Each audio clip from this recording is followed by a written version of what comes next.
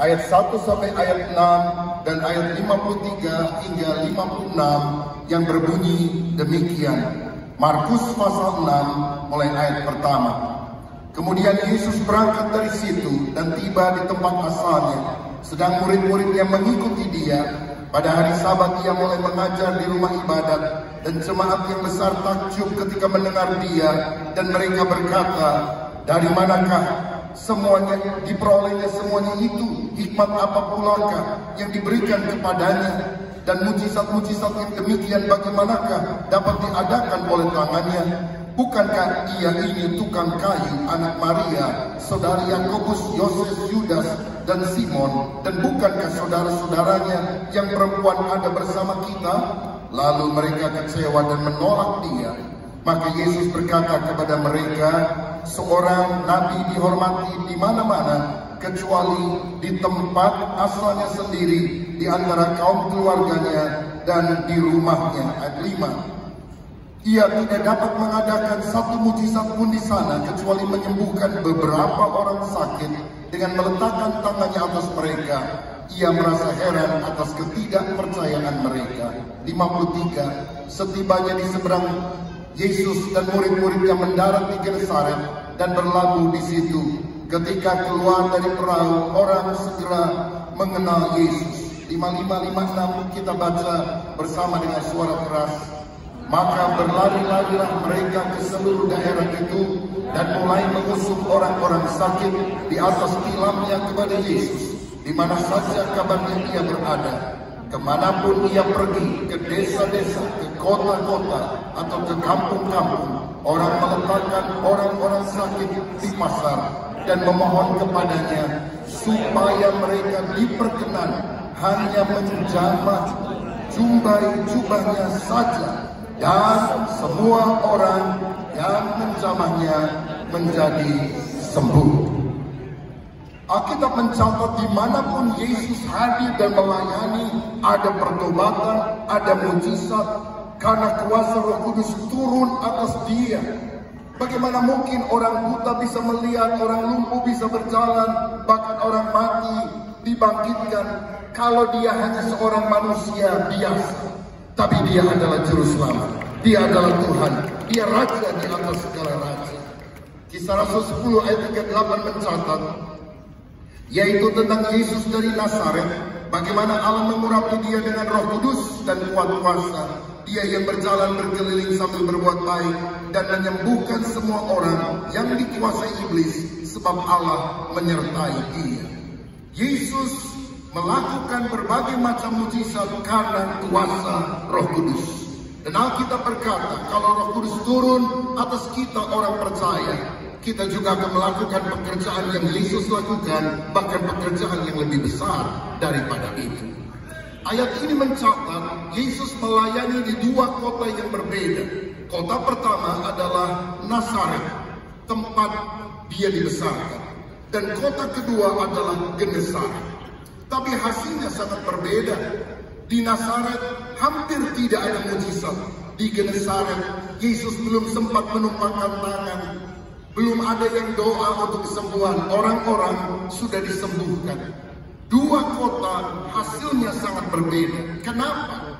Apakah Yesus pilih kasih, lebih cinta orang Genesaret daripada Nazaret? Tentu tidak. Karena Nazaret adalah kota di mana Yesus dibesarkan. Jadi soal pilih kasih, mestinya Yesus lebih pilih kasih kepada Nazaret. Tetapi perbedaan itu terjadi karena respons hati yang berbeda. Kualitas tanah yang berbeda akan menentukan hasilnya, walaupun benih yang ditabur adalah benih yang sama. Saudara boleh mendengarkan kota yang sama, mengikuti pujian yang sama, berdoa di tempat yang sama. Satu bisa mengalami lawatan Allah, tapi satu merasa kering. Apalagi kalau orang ikut kebaktian sambil tidur. Bagaimana mungkin urapan Allah bisa menjamah kita, firman memberkati kita? Dua orang ngobrol pulang kebaktian, keterlaluan tuh orang, masa lagi pendeta khotbah dia tidur? Temannya bilang, yang mana saya nggak lihat, itu yang duduknya persis di depan kamu. Oh ya bener, dia bukan cuma tidur, ngorok. sampai saya bangun. Jadi rupanya dia ikut tidur, saudara-saudara. Nah, saya percaya respons kita itu akan menentukan hasilnya. Lihat sekarang perbedaan respon orang Nazaret dan orang Genesaret. Orang Nazaret menurut ayat tadi meragukan sumber kuasa Yesus. Mereka hanya mengenal Yesus sebagai manusia biasa. Mereka menyambut Yesus dengan dingin, dengan skeptis. Lalu mereka kecewa dan menolak Yesus. Akibatnya manifestasi urapan lawatan Roh Kudus rendah. Hanya sedikit sekali mujizat yang terjadi. Sedangkan di Genesaret, begitu dia turun dari perahu, orang segera mengenal dia. Mengenal bukan hanya anak tukang kayu, tapi mengenal keilahiannya. Lalu mereka menyambut Yesus dengan antusias, dengan semangat yang menyala-nyala. Lalu mereka percaya dan menerima Yesus Kristus. Akibatnya manifestasi urapan Roh Kudus tinggi. Banyak mujizat yang mereka alami, bahkan ketika mereka hanya menjamah ujung jubah Yesus. Saudara-saudara, saya percaya sampai hari ini ada kelompok Nazaret dan Genesaret. Kelihatannya mengikuti ibadah yang sama, melayani bersama-sama, tetapi di gerejanya, di pelayanannya tidak banyak perkara-perkara yang ajaib terjadi. Sedangkan ada yang lain melayani jemaat yang berbeda. Itu mujizat, lawatan Allah, kesembuhan ilahi, pertobatan terjadi. Apakah Tuhan pilih kasih? No. Tapi karena respons hati kita akan menentukan. Dan saya mau beritahu, kunci untuk kita mengalami lawatan Roh Kudus yang kuat, dari sisi kita mesti ada kehausan yang mendalam akan Tuhan. Kita ini harus punya hati yang haus akan Tuhan. Orang Nazaret rindu perkara-perkara rohani. Yesaya 44 ayat yang ketiga berkata, sebab aku akan mencurahkan air ke atas tanah yang haus, hujan lebat ke atas tempat yang kering. Aku akan mencurahkan rohku ke atas keturunanmu, dan berkatku ke atas anak cucumu. Bagaimana diurapi Roh Kudus? Bagaimana mengalami berkat sampai anak cucu? Hati yang lapar dan haus akan kebenaran. Yang paling bahaya kalau kita udah jadi pendeta, kita rasa paling tahu tentang Alkitab. Kalau kita rasa udah studi sampai S3, jadi profesor, doktor, karburator, motor bocor, kita pikir kita yang paling pinter, dan tidak ada lagi orang yang bisa menasihati kita atau memberikan masukan. Saya percaya selama kehidupan kita tidak boleh berhenti belajar. Kita tidak boleh berkata, saya sudah tahu semua, saya yang paling hebat. Orang yang berkata seperti itu, dia sudah berada di dalam ambang kejatuhan. Kita harus punya hati seperti anak kecil. Aku selalu rindu akan pengajaranmu. Aku selalu haus akan firman. Bahkan hari ini, kalau hanya seorang anak kecil yang berkhotbah kepada kita, saudara yang hatinya lapar dan haus akan Allah akan dilawat oleh Roh Kudus. Tapi seandainya Paulus yang berkhotbah atau Rasul Petrus yang berkhotbah di sini, kalau engkau tidak punya hati untuk Tuhan, engkau tidak akan mengalami apa-apa. Matius 5 ayat 6 berkata, berbahagialah orang yang lapar dan haus akan kebenaran, mereka akan dipuaskan. Siapa yang rindu dipuaskan oleh kehadiran Roh Kudus? Berikan tepuk tangan yang paling meriah untuk Tuhan kita. Satu contoh dalam Alkitab, Cornelius, orang Roma, mendengarkan khotbah yang disampaikan Petrus. Dia bukan orang Kristen, dia belum dibaptis, tetapi karena hati yang haus dan lapar akan Tuhan, Petrusnya belum selesai khotbah, orang ini dibaptis oleh Roh Kudus. Sampai Petrus akhirnya berkata, kalau dia sudah dibaptis dengan Roh Kudus, apa halangannya dia dibaptis dengan air? Pada Petrus sendiri yang pernah berkhotbah, bertobatlah kamu, hendaklah masing-masing kamu memberi diri baptis, lalu kamu akan dipenuhi dengan Roh Kudus. Kan urutannya begitu. Tetapi karena kehausan rohani belum dibaptis, sudah dipenuhkan dengan Roh Kudus. Betapa pentingnya rasa lapar dan haus akan ada dalam kehidupan. Karena itu apa yang kita harus rindukan? kehausan rohani semacam apa yang mesti ada dalam hati saya dan saudara. Ada dua hal yang saya sampaikan secara cepat. Yang pertama, kita harus rindu dipakai Tuhan lebih dahsyat. Elisa adalah murid daripada seorang hamba Tuhan besar namanya Elia. Dan sebelum Elia diangkat naik ke surga, Elisa mengikutinya. Elia bilang, pulang, jangan ikut saya. Dia bilang, tetap saya akan ikut. Sampai Elia bilang, kamu mau minta apa? Minta rumah, minta mobil, minta harta, saya gak punya. Dan Elisa berkata, aku hanya minta satu hal. Aku melihat engkau diurapi Tuhan luar biasa. Aku ingin pengurapan double force. Kok Pak Nino bisa bangun gedung sebesar ini ya? Pasti pengurapan Tuhan. Aku rindu mendapatkan pengurapan seperti ini, bahkan double porsi. Siapa yang mau berkata demikian? Pak Arifin masuk ke daerah-daerah yang sulit ditembus, mendirikan ratusan gereja di mana-mana. Kok bisa ya? Mungkin kita bilang saya satu aja, sulitnya setengah mati di resolusi orang dan gak maju-maju gereja. Mungkin saudara berpendidikan tinggi, bisa khotbah, bisa rasa diri hebat, tapi buah pelayanan kita kok rasanya sangat minim. Saya percaya hanya urapan Roh Kudus, bukan kuat dan gagah, tapi oleh Rohku semuanya bisa jadi. Jadi ketika ada hamba-hamba Tuhan senior, bapak-bapak rohani kita ada di sini, saudara tidak hanya perlu informasi dari mereka, saudara perlu impartasi, saudara perlu mengalami lawatan Roh Kudus, supaya yang pelayanannya mandul, supaya yang tidak berbuah, mengalami lawatan Tuhan secara luar biasa. Beda dengan Gehazi yang haus perkara duniawi, dia malah mengejar cuan, mengejar uang.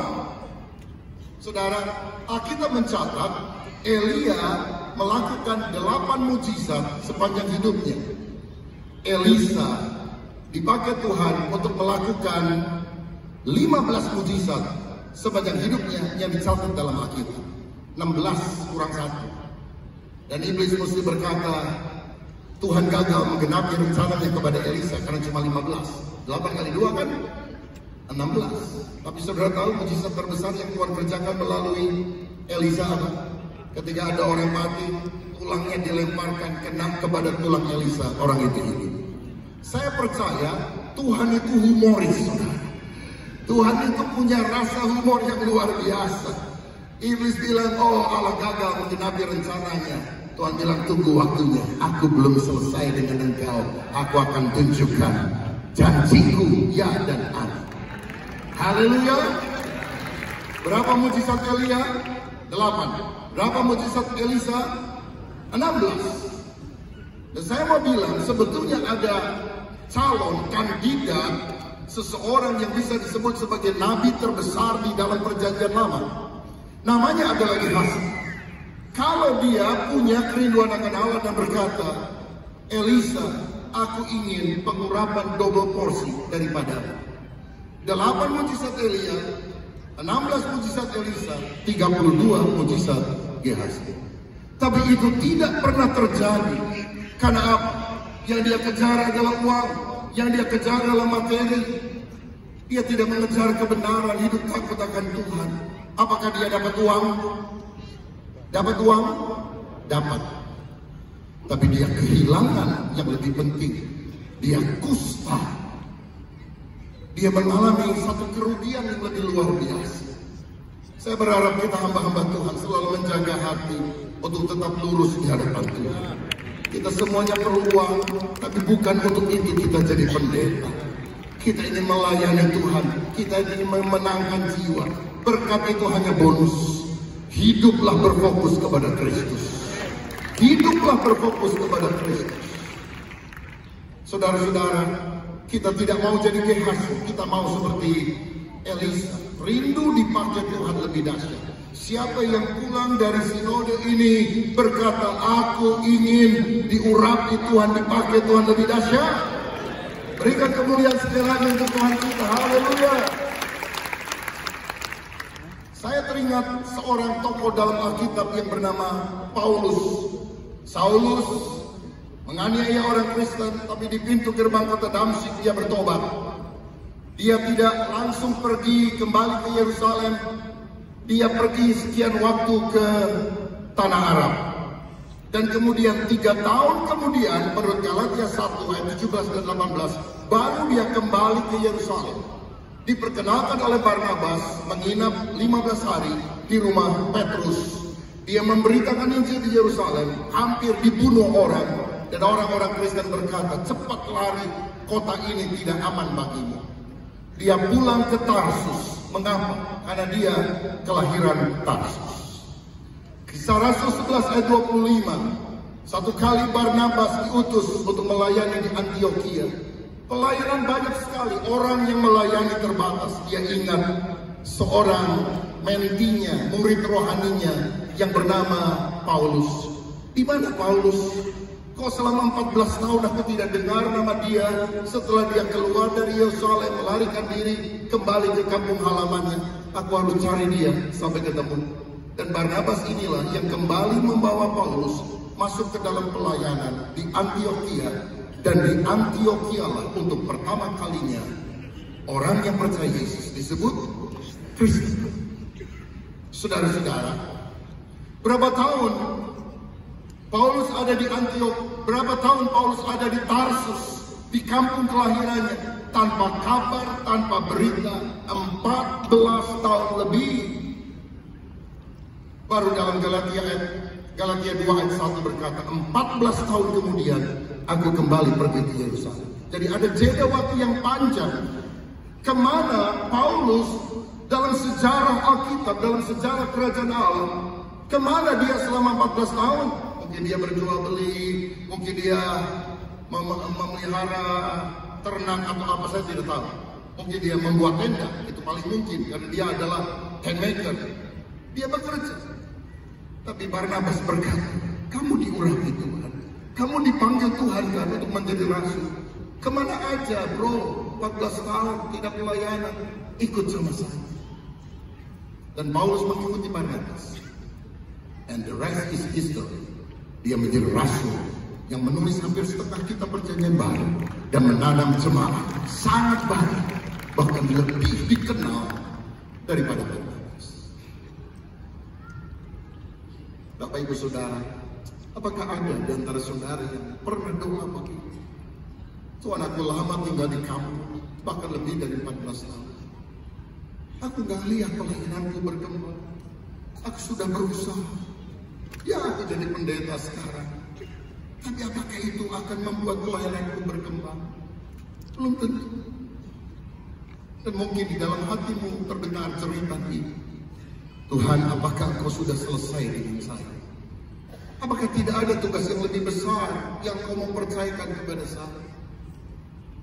Hari ini seperti Barnabas menjemput Paulus, saya mau berdoa agar firman Tuhan ini memanggil engkau dari keadaan yang sekarang, karena engkau bisa dipanggil Tuhan lebih besar, lebih dahsyat untuk menjadi alat kemuliaan bagi nama-Nya. Rindukan hidup kita dipakai lebih dahsyat oleh Tuhan. Yang kedua, yang terakhir, apa yang kita perlu rindukan? Kita harus rindu memiliki keturunan ilahi. Bukan hanya kita yang dipakai Tuhan, next generation akan bangkit satu generasi yang sungguh mencintai Tuhan. Dalam Lukas 1 ayat 15 dicatat, sebab Yohanes Pembaptis akan besar di hadapan Tuhan, dan ia tidak akan minum anggur atau minuman keras, dan ia akan penuh dengan Roh Kudus mulai dari rahim ibu. Zakaria menikah dengan Elisabeth, tidak punya anak. Tapi Tuhan kemudian memberkati dia melahirkan seorang anak. Dan ada nubuatan yang disampaikan malaikat sebelum, anakmu akan besar di hadapan Tuhan dan penuh dengan Roh Kudus mulai dari rahim ibu. Secara manusia, apa besarnya Yohanes? Dia cuma penginjil tanpa organisasi yang jelas yang ada di padang gurun. Dia makan yang sederhana, pakaian yang sederhana.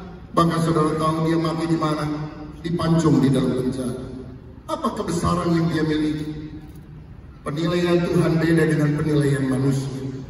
Manusia melihat apa yang di depan mata, tapi Tuhan melihat hati. Karena Yesus sendiri berkata dalam Lukas 7 ayat 28, tidak ada seorang pun yang dilahirkan oleh perempuan yang lebih besar daripada Yohanes. Kita selalu mengukur orang besar itu adalah orang yang punya rumah besar, punya mobil mewah, punya gaji banyak, bahkan badannya makin hari makin besar. Bahkan mungkin di antara rekan-rekan hamba Tuhan ada yang merindukan anaknya jadi pejabat tinggi negara, ada yang menjadi dokter, insinyur, atau apapun yang lain. Tidak salah. Tapi kalau boleh, hari ini maukah engkau berdoa? Aku ingin punya anak yang besar di hadapan Tuhan. Bukan besar di hadapan manusia, tapi besar di hadapan Tuhan. Itulah investasi waktu perhatian yang terbaik yang kita bisa raih ketika engkau punya anak-anak atau anak-anak rohani yang lebih hebat dari saudara. Saya berdoa di antara jemaat yang saya gembalakan akan muncul pelayan-pelayan Tuhan yang lebih hebat dari saya, menggembalakan jemaat lebih besar dari yang saya dipercaya oleh Tuhan, lebih banyak.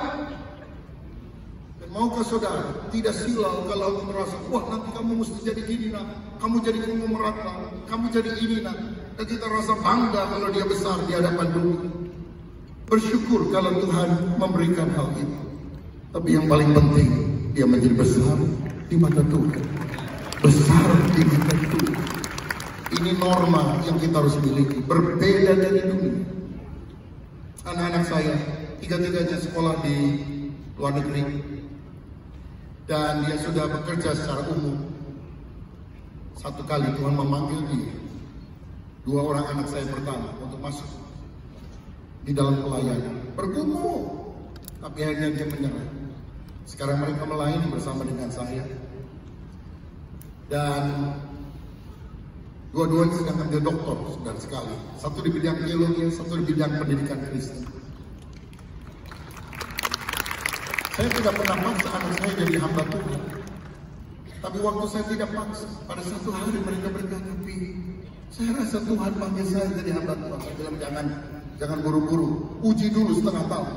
Setengah tahun kemudian dia bilang, "Saya rasa Tuhan panggil saya." Jangan langsung pelayanan, masuk dulu sekolah teologi. Saya sekolahkan 3 tahun di Singapura, saudara sekali. Kamu pelayanan di sana dulu, bantu orang lain. Baru setelah proses ini, dia melayani dan bisa menjadi berkat bagi generasi. Apa kerinduan seorang hamba Tuhan ketika anak-anak kita hidup dalam takut akan Tuhan? Saudara tahu kenapa sekarang saya jadi pendeta, bahkan jadi ketua sinode Gereja Baptis Indonesia, bahkan dalam term periode yang kedua.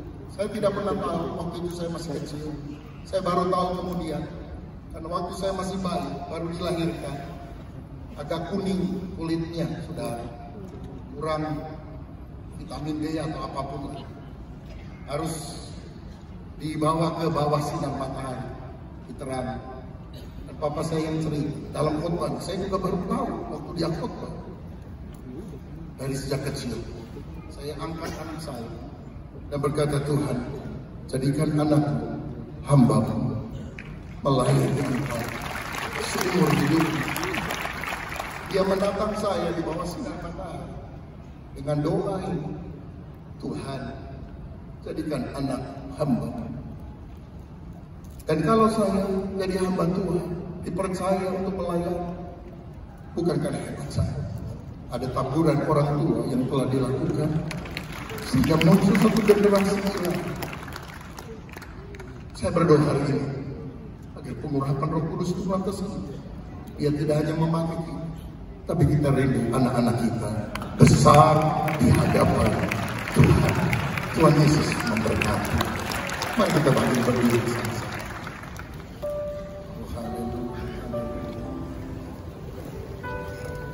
Terima kasih Tuhan, terima kasih.